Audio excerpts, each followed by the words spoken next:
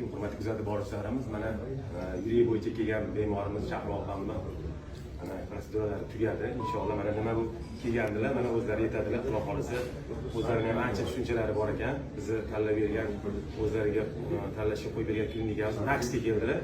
Mana o'zlaridan xulosani eshitasizlar. Qanaqangi o'zgarishlar bo'lganini o'zlari aytadilar.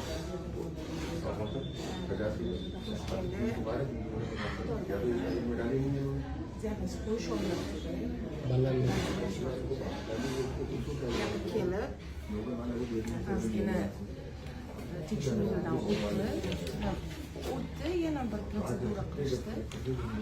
Hozir angiografiya qilishdi. Angiografiyadan keyin hozir yana dori-darmon yozishdi. Dori-darmon bilan operatsiyasini chiqarib beramiz deyishdi. Hozir ko'ramiz.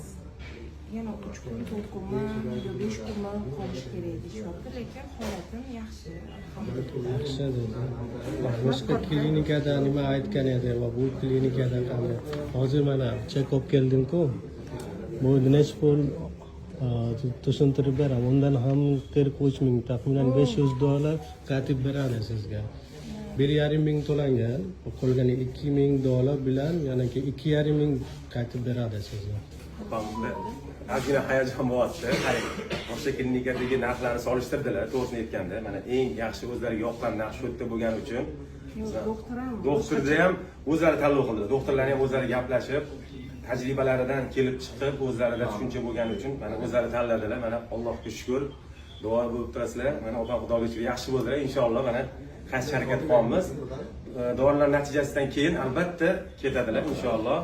Duoda bo'lib turinglar. Mana opamni operatsiyaga to'lagan pullaridan doktorlar o'sha bolaga to'lagan pulidan yana qaytarib berishdi. Unga qaytarib beramiz $2,000 yana nazarat qildik. Yana $500. $3,500 to'lovdilar. O'shanda mana 2,000 ni berdik. Yana hozir yana $500-600 ham qaytarib beriladi. Ya'niki bu yerda hech qanaqangi yolg'on yo'q, boshqa narsa yo'q, hech qanaqa puloq qolishlar bo'lmaydi. Albatta ishlatilgan narsalarga puloq qolinadi va doktorlar mehnatiga to'lanadi. Bo'ldi. Boshqa ishni pul olinmaydi.